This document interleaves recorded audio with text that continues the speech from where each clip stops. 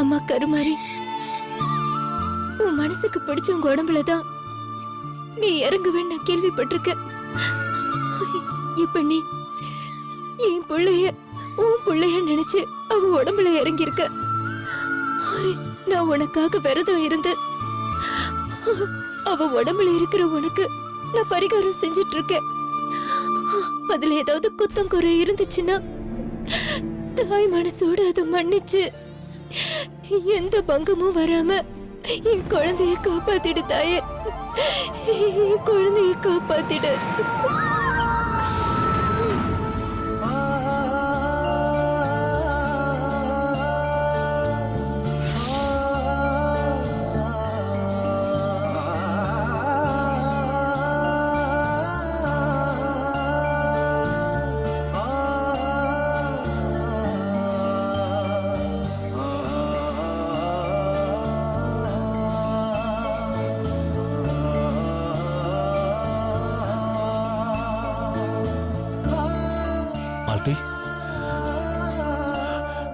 குழந்தை மேல நீங்க எவ்வளவு பாசம் வச்சிருக்கீங்க.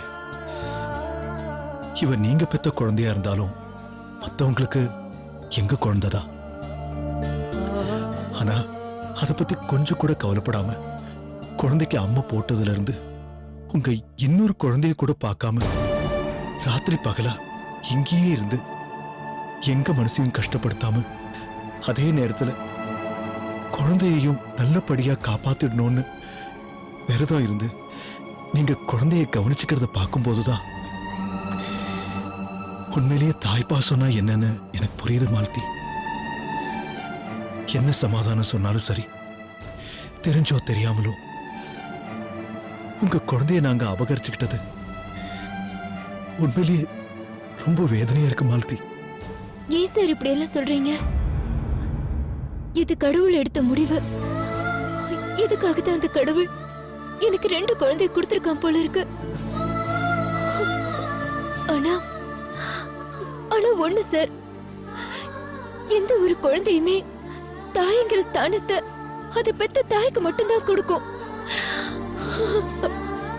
ஆனா என் குழந்தை அது 2 தாய்க்கு கொடுத்திருக்கு.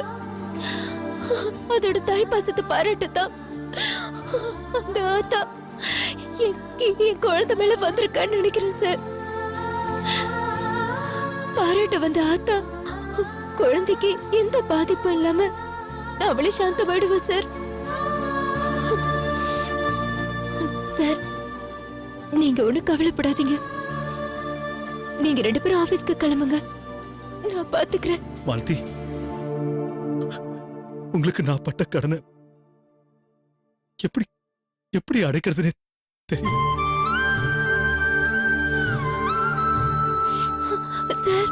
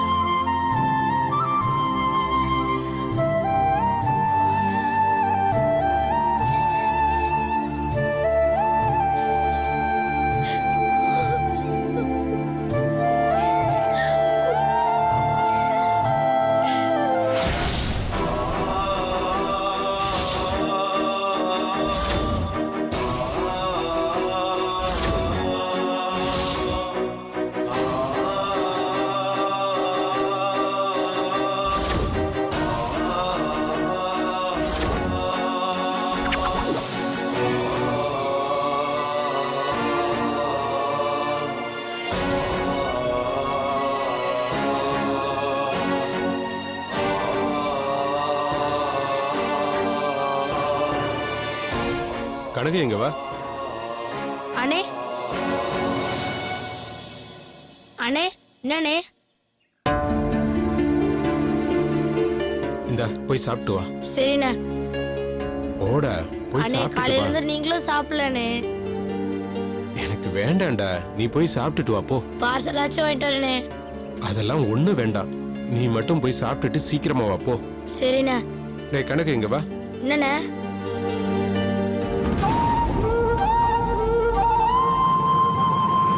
இந்த பணத்தை எல்லாத்தையும் மொத்தமா உண்டியில போட்டுட்டு போயிடு. சரிண்ணே.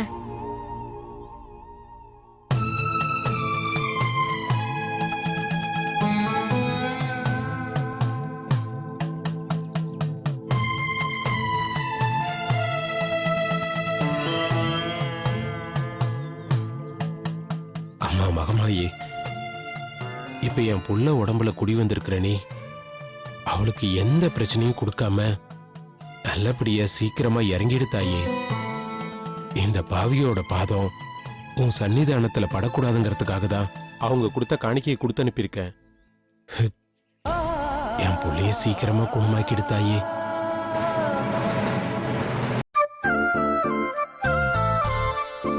நந்தினி, நான் கிளம்புறேன். நான் கீழே போயிட்டு அம்மாவை மேல அனுப்புறேன். நீ தனியா இருக்காத. சரிங்க. அரை மணி நேரத்துக்கு ஒரு தடவை ஃபோன் பண்றேன். ஓகே?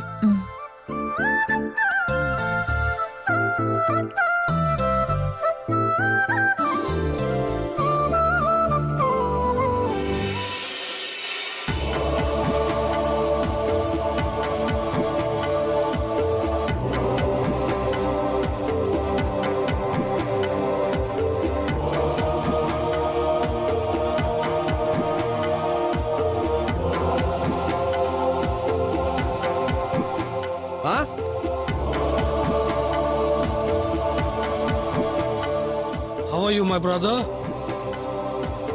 I'm fine. நீங்க? I'm Mr. தலைவலி. இனிமே உங்க எல்லாருக்கும் நான் தலைவலியா இருக்க போறேன். இப்போது கெஸ் பண்ணுங்க நான் யாருன்னு. சாரி. விஸ்வா, யார் விஸ்வா?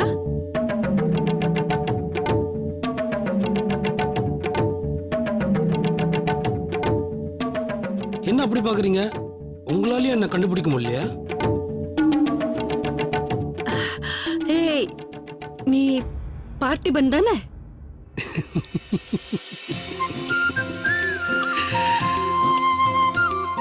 ஆமா பெரியமா, நான் பார்த்தேன்.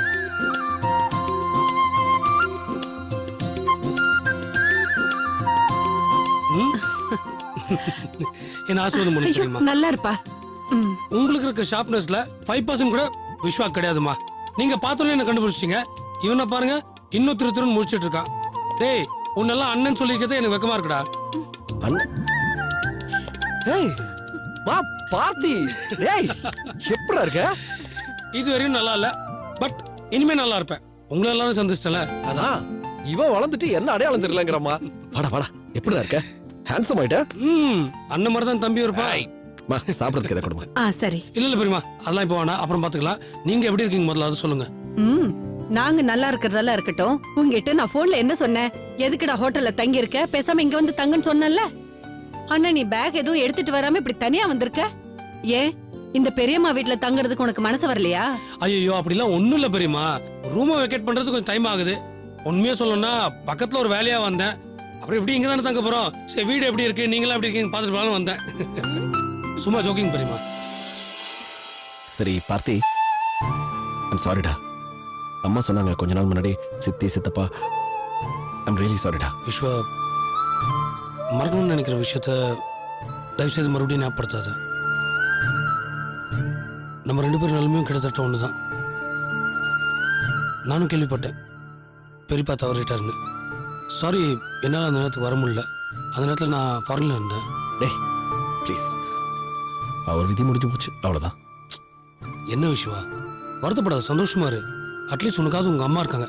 என்ன எடுத்துக்கோ, எனக்காக யார் இருக்காங்க? டேய் மா. ஐயோ, என்னடா இப்படி பேசுற? நாங்கெல்லாம் இல்ல. சரி சரி சரி, எல்லாம் ஓகே, எனக்கு எல்லாரும் இருக்கீங்க. ஓகே சரி, கல்யாணம் பண்ணிட்டு இன்னும் என்ன மாதிரி பேச்சுலர் சுத்திட்டு இருக்கியா? அவனுக்கு கல்யாணமாகி இப்ப அவன் பொண்டாட்டிக்கு 8வது மாசம். அட கல்லூலி மங்கா, டபுள் கங்க்ராச்சுலேஷன்ஸ். சரி, நான் வந்து இவ்வளவு நேரம் ஆச்சு, அண்ணிய வீட்டுல காணோம். எங்க வெளில போயிருக்காங்களா? இங்கதான் இருக்கா. சரி, அங்கே போய் பார்க்கலாம். உட்காரு மா. இரு, கூட்டிட்டு வரேன். எல்லா விஷயத்துலயும் எனக்கு முன்னாடியே இருந்திருக்க. கல்யாணத்தையும் முன்னாடியே முடிச்ச பத்தியா? அண்ணேண்டா தம்பிடா. நந்தினி, வாங்கத்த. கீழே இன்னும் ஒரே சத்தம். அவர் இன்னும் கிளம்பலையா? இல்லம்மா, அன்னைக்கு என் தங்கச்சி ஜானகியோட பையன் பார்த்தி போன் பண்ணான்னு உங்ககிட்ட சொன்னல. அவன் வந்திருக்காமா. ஓ, அப்படியா? உன்னை பாக்கணும்னு கூட்டிட்டு வர சொன்னான். வா போலாம். பாத்து பொறுமையா வா.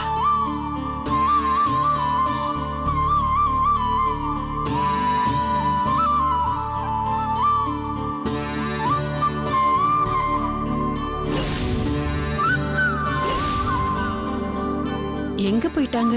பாத்துமா.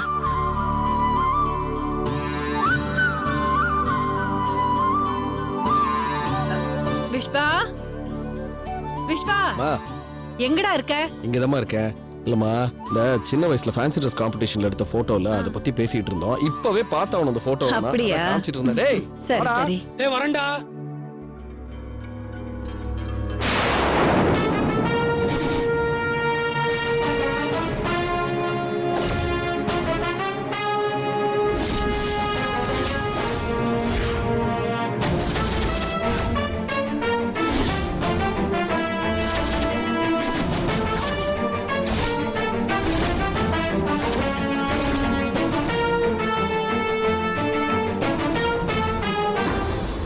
என்னடா ஷாக் ஆகி பாக்குற? என் ஒய்ஃப் நந்தினி. வணக்கம்.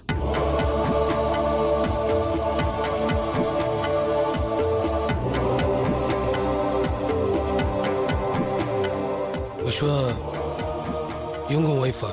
ஆமா. ஏன்டா என் மூஞ்சிக்கு இவ்வளவு அழகான ஒய்ஃபை டைஜஸ்ட் பண்ணிக்க முடியலையா? நல்லா இருக்கீங்களா?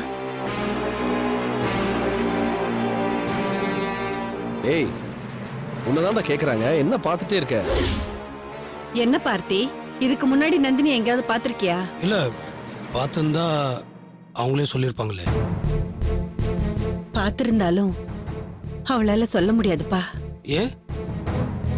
ஒரு ஆக்சிடென்ட்ல அவளுக்கு பார்வை போயிடுச்சுடா. அது ஒரு கதை.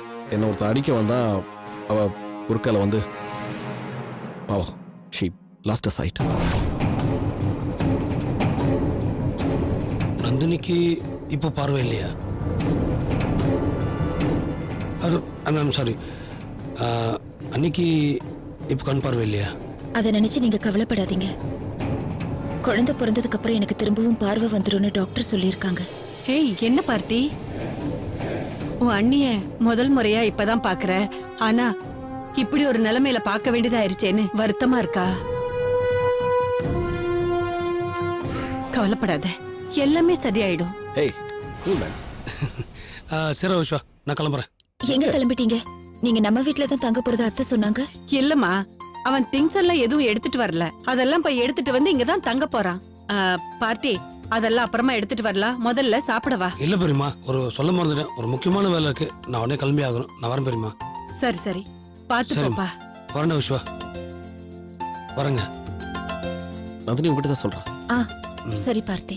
சரிடா, நான் கிளம்புறேன். இரு, நீ எந்த சைடு போறப்போ? எனக்கு டி நகர்ல ஒர்க் இருக்கு. டி நகர் தானே, வா நான் ட்ராப். இல்லடா, நடுவில் கொஞ்சம் பவர் ஹவுஸ்ல எல்லாம். நீ எந்த ஹவுஸுக்கு வேணா போ, மெட்ராஸ் சிட்டிக்குள்ள நான் ட்ராப் பண்றேன். வா. சரி வரேன் பெரியம்மா, வரேன். சரிப்பா, போயிட்டு வா. பாவமா பார்த்தி, விஸ்வா மாதிரி அவனும் ரொம்ப நல்லவன். யார் கஷ்டப்பட்டாலும் அவனால தாங்கிக்கவே முடியாது. இப்போ உன் நிலைமைய நினைச்சு அவன் ரொம்ப பரிதாபப்படுறான்னு நினைக்கிறேன். அத்தை தப்பா எடுத்துக்காதீங்க. அவர் இங்க வந்து தங்கும்போது என்னை பார்த்து பரிதாபப்பட வேண்டாம்னு சொல்லுங்க. எனக்கு கஷ்டமா இருக்கு. சரிம்மா, கண்டிப்பா சொல்றேன். சரி, இப்ப நம்ம மேல போலாமா? வா.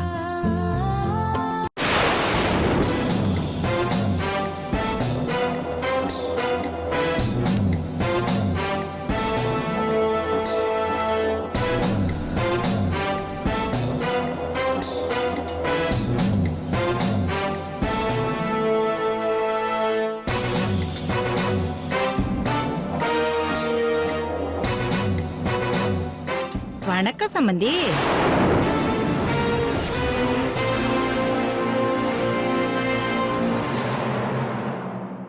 என்னங்க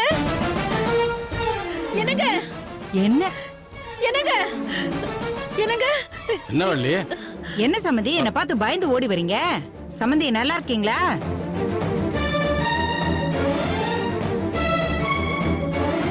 என்ன உங்க ரெண்டு பேரும் பெரிய மனுஷங்க நினைச்சேன். இவ்வளவு வயசாகியும் ரெண்டு பேருக்கு நாகரிகமே தெரியல. இப்ப நான் என்ன தப்பா சொல்லிட்டேன்னு ரெண்டு பேரும் பார்வையிலே இருக்கிறீங்க. என்னங்க, நான் இந்த வீட்டு சம்மந்திங்க. இவ்வளவு நாள் உங்க மூஞ்சிலே முழிக்க கூடாதுன்னா பிடிவாதமா இருந்தேன். இன்னைக்கு உங்க வீடு தேடி வந்திருக்கேன். வந்தவங்கள வான்னு சொல்லி கூப்பிட மாட்டீங்களா? தெரியுது இல்ல, அப்படியே திரும்பி போக வேண்டியதானே. அப்புறம் எதுக்கு உள்ள வந்தீங்க? அதானே, மரியாதை தெரியாதவங்க கிட்ட நான் மரியாதை எதிர்பார்த்தேன் பாருங்க. ஏன் தப்பு தான். பாருங்க, உங்களை மாதிரி ஆளுகள்கிட்ட நின்னு பேசுறதே அவமானமா நினைக்கிறவன் நாங்க. ஏதோ உள்ள வந்துட்டீங்க. என்ன எதுன்னு விஷயத்தை சொல்லிட்டு முதல்ல வெளியே கிளம்புற வழியை பாருங்க. போக தாங்க போறேன். இந்த விளங்காத வீட்டுல தங்கறதுக்கா வந்திருக்கேன். என் பையனுக்கு ரொம்ப உடம்பு முடியலைங்க. அவனை ஆஸ்பத்திரிக்கு கூட்டிட்டு போனோம். அதுக்காக உங்க பொண்ணுக்கு நான் போன் போட்டேன். அவ என்னடானா மாமியாருங்கிற மரியாதை கொஞ்சம் கூட இல்லாம போனை கட் பண்ணிட்டே இருக்கா. அந்த மரியாதை தெரியாதவளை பெத்தவங்க நீங்க தானே. அதான் நீங்க போன் போட்டாலாவது அவ எடுக்கிறாளான்னு பாக்கலான்னு வந்தேன். நீங்க உங்க பொண்ணுக்கு போன் போடுங்க. பேசுனது என்கிட்ட கொடுங்க. என் பிள்ளைய ஆஸ்பத்திரிக்கு கூட்டிட்டு போனோம். நாங்க போன் பண்ணாலும் அவ எடுக்க மாட்டா. நீங்க கிளம்புங்க. ஏன் அப்படி என்ன கலெக்டர் வேலையா பாக்குறா? இதோ பாருங்க, தேவையில்லாததெல்லாம் இப்ப பேசிட்டு இருக்காதீங்க. அந்த வீட்டு குழந்தைக்கு அம்மா போட்டிருக்கு. அதனால அந்த குழந்தைய பாத்துக்கிறதுக்கே அவளுக்கு நேரம் சரியா இருக்கும். அது மட்டும் இல்லாம அந்த குழந்தைக்கு தண்ணி ஊத்தி முடிக்கிற வரைக்கும் அவ இங்க வரமாட்டேன்னு சொல்லிட்டு போயிருக்கா. அது வரைக்கும் நாங்களும் அவளுக்கு தேவையில்லாம போன் பண்ணி தொந்தரவு பண்ண விரும்பல. ப்பு, இப்படி சொல்றதுக்கு உங்களுக்கு வெக்கமா இல்ல? எவ்வளோ ஒருத்தியோட குழந்தைக்கு அம்மா போட்டிருக்குங்கிறதுக்காக தான் பெத்த குழந்தைய கூட கவனிக்காம அங்கே இருந்து அந்த குழந்தைக்கு தண்ணி ஊத்துற வரைக்கும் சேவகம் பண்ண போறேன்னு சொல்லிட்டு போயிருக்காளே, அது நீங்களும் கண்டுக்காம இருப்பீங்களா? பாருங்க, யாரு பெத்த குழந்தையா இருந்தா என்ன, ஆக மொத்தம் குழந்தை தான். அப்படிதான் எங்க பொண்ணு நினைச்சுக்கிட்டு இருக்கா, நாங்களும் நினைச்சுக்கிட்டு இருக்கோம். அது மட்டும் இல்ல, அவ குழந்தைய இங்க இருந்து பாத்துக்கிறதுக்கு நாங்க 2 பேரும் இருக்கிற தைரியத்துல தான் அவ அந்த குழந்தைய அங்க இருந்து கவனிச்சுக்கிட்டு இருக்கா. இதுல என்ன தப்பு இருக்கு? பெத்த குழந்தைய விட மத்தவங்க குழந்தைய பாத்துக்கிற அளவுக்கு உங்க பொண்ணுக்கு என்ன அவசியம் வந்துருச்சு? ஏன் ஒருவேளை அந்த குழந்தை அவளோட காணாம போன இன்னொரு குழந்தையா?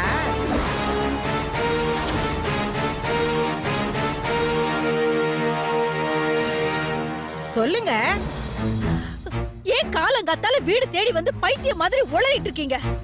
அந்த குழந்தை காணாம போன இன்னொரு பேத்தியா இருந்திருந்தா நாங்க இந்நேரம் விட்டு வச்சிருந்திருப்போமா?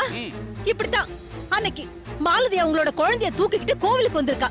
நீங்க அந்த குழந்தைய பார்த்துட்டு ஏன் பேத்தின்னு கலாட்டா பண்ணீங்களாமே. ஏன் இப்படி பண்ணீங்க? உங்களுக்கு என்ன பைத்தியமா பிடிச்சிருக்கு? அந்த குழந்தைய நாங்களும் தான் பார்த்தோம். எங்களுக்கு ஒண்ணு அப்படி தெரியலையே. காணாம போன எங்க பேத்தியோட முகம் எங்களை விட உங்களுக்கு நல்ல ஞாபகம் இருக்கா? அந்த குழந்தை காணாம போறதுக்கு முன்னாடி அதை எந்நேரமும் மார் மேலையும் தோல்லையும் தூக்கி போட்டு வளர்த்தவங்க நாங்க. அந்த நேரத்துல அந்த குழந்தைய நீங்க எத்தனை தடவை பார்த்திருப்பீங்க? அதிகபட்சம் ஒரு 3 தடவை பார்த்திருப்பீங்களா?